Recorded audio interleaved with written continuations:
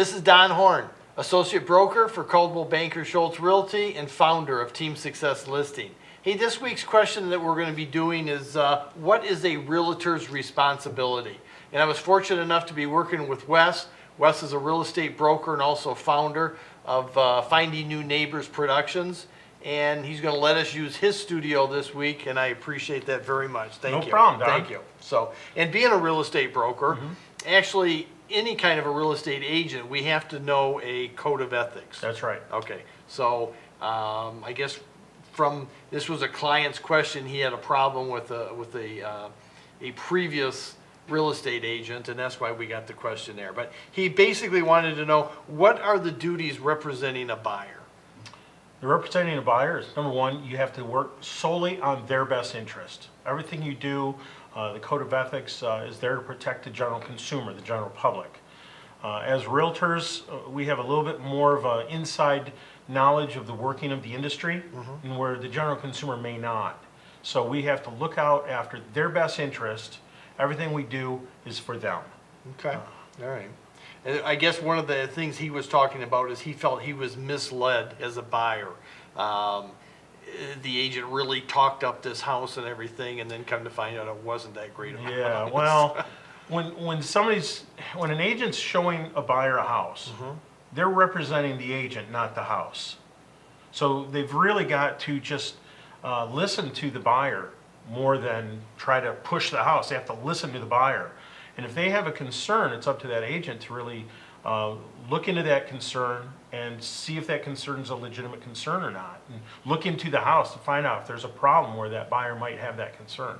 Because we've all heard the stories about realtors, you know, they just want to get that deal and they got to get it done, and they'll just kind of say anything to get, you know what I'm saying. And you know, I see that a lot. But really, a successful realtor will always put the needs of their clients first. And I've always said this, if I can meet the needs of all my clients, my needs will be met automatically, just by design. There you go. So at no point is any transaction supposed to become personal to the agent more than the buyer. Okay, all right.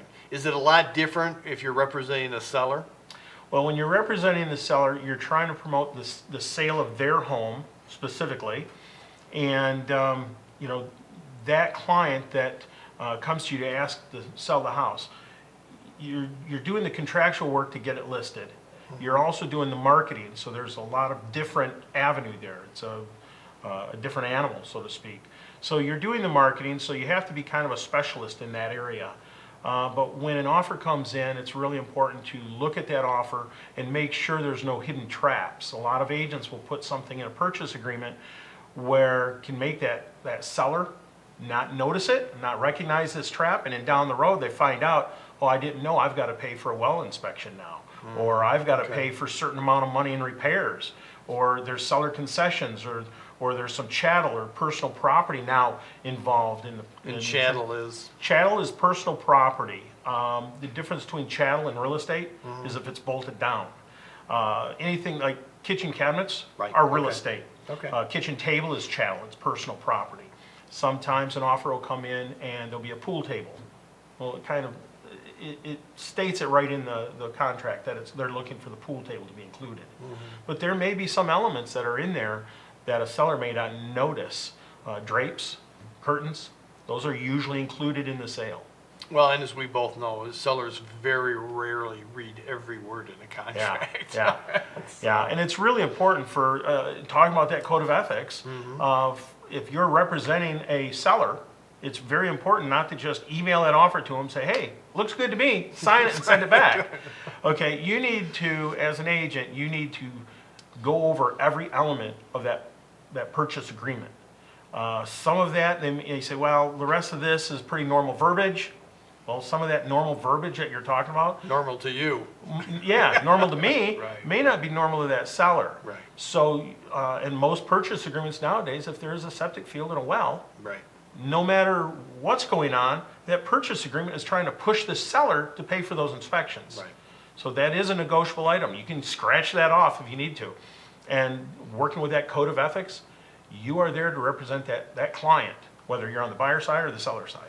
Now, is it fair to hold back offers? Let's say you got an offer, but you know somebody's called you and they want to put an offer in. Would you hold an offer back, or is it fair to hold an offer back without No. telling the seller? No, it's okay to tell the seller another agent may be having another offer coming in, Okay, but Code of Ethics dictate when an offer comes in, it's our duty, our job, to submit that offer, present that offer to that seller immediately. okay, all right. Now, what happens, and I know you're gonna love this question, what if you're representing both the buyer and the seller? Well, you know, on payday, all agents like that. Okay, at the time that of the closing, everybody likes to be a dual agent. Sure. But there's specific requirements to even allow you to be a dual agent. Before a listing agent can talk about their listing to a potential buyer, they have to have in writing with the seller authorization to be a dual agent. A lot of agents will take a listing and they don't even look at a dual agency form. They don't even bring it up. Well, if they're doing both sides, or if they're even answering questions to a buyer about a property without that dual agency form, they're actually in violation of the Code of Ethics. So you can't, when you list the property, you can't say, hey, I'm a listing agent, and then when you get a buyer, you can't say, hey, I'm a buyer's agent. That's right. You have to be. That's right. When I take a listing, I ask my client up front, do you object to me bringing buyers to your home? Okay. I've never had a client say, no, I don't want you to do that. I always have that dual agency form available at the time I do a listing. And like I say, I've never had somebody not want to do that because of all my marketing. You know, you and I, we both have individual websites for our listings. We have QR codes. We do all these different things for our property listings. And that's to bring buyers to our listings. And our ultimate goal is to sell that property. That's our mission. So we need to tell the consumer needs to know what you're representing, who you're representing. That's right. It's a disclosure. Okay. Just like when you list a house, the seller has to sign disclosures. Right. Lead-based paint disclosures, all these. And before an offer can be written, the buyer's agent has to receive those disclosures to present them to the buyer. That's We were another. just talking about disclosures today, that guy that. Yeah. Just write the offer and I'll send you the disclosures. Yeah, yeah, you can't do that. A matter of fact, I don't want to get off topic for you, but one of the things is when you're writing an offer on a house, if you write the offer subject to review of seller disclosures, that buyer can back out at any time. Okay. Because the disclosures are there so you know what you're writing an offer on. Say, for example, the buyer's seen the house, they have seen it, they've walked through it, they know what the house looks like. So they write an offer, say, for $200,000 based on what they've seen. Now the seller disclosures come in a few days later for their review, and they find out that house has a serious case of mold that's been covered up, or infestation of bats, or ants, or termites. Their offer wouldn't have been $200,000 at that Right. point. It may have been much lower. Or not at all. That's right, or not at all. Very good. So that's why it's actually required that seller disclosures are supplied prior to writing the offer. And one thing too, and he kind of hit on it, and I was thinking about that, you know, when we do bring buyers into our sellers' homes, we know the home better than any other agent's going to know. Correct. So it's kind of almost like the seller shouldn't have too many problems with us bringing in buyers. Right. I always thought it was a little bit, we've got the knowledge and, you know what I'm trying to say. Right. And one thing I want to add, though, that when you are working as a dual agent, you have duties to both parties. That's for counseling, professionalism, openness, disclosure, things like this. You can't hide anything. However, you can't disclose personal information either. If, when you took the listing, say it's a $200,000 listing and the seller tells you, well, we'll take 180, but we figure we'll leave a room for negotiating. good point. You can't tell the buyer up That's a good front, point. well, they've already told me they'll take 180. Right. That is a huge problem. All right. Because at that time, you were just the seller's agent. That's right. Okay. So what you're doing is you're taking the listing for a specific price. Your job to the seller is to get that price or more, or as much as possible. And when you do find a buyer for it, you are working for both parties now. And in that purchase agreement, remember, there are some, I hate to use the word traps, but there are some verbiages in certain paragraphs, such as that well and septic field. You're not going to scratch that out because you're representing the seller too. You're not going to scratch it out right at the beginning, and the buyer's going to look at that and go, why are you doing that? Right. So you do have to be very professional in how you approach that.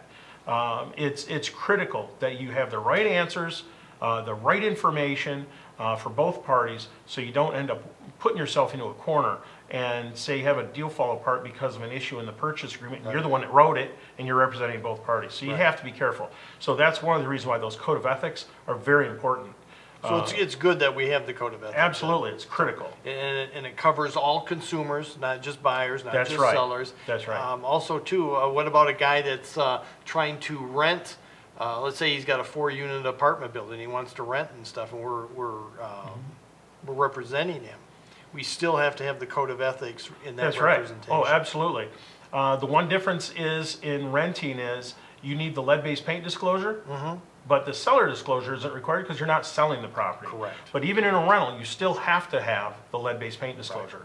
But the point I was trying to make, we still need to have the code of ethics for everybody. Doesn't That's mean right. what we're selling or renting or leasing or whatever. And a professional realtor, when they're working with a client, it should be evident that that agent does work with a solid code of ethics. Right. There shouldn't be any question. We should always act professional. That's right. So we That's all should right. be there. And I know this is kind of like quick questions or quick answers on this question here, but I thought it was very important at the time because, like I said, this one client had a real problem and we thought we'd just bring it up and talk about it and everything. But if you've got more questions about buying or selling, you can call myself, you can call Wes. I'm going to have our contact information at the bottom of this video. Like I said, if it's any questions about real estate, mortgages, or anything, or maybe some questions that you think other people would be interested in, let us know. I think these were great questions, Don. I'm Thank glad you. you brought Thank these you. up, and we got a chance to talk about it. All right, and I appreciate you letting us use your studios today. No problem. All right. Thank you. Thank you, and have a great day.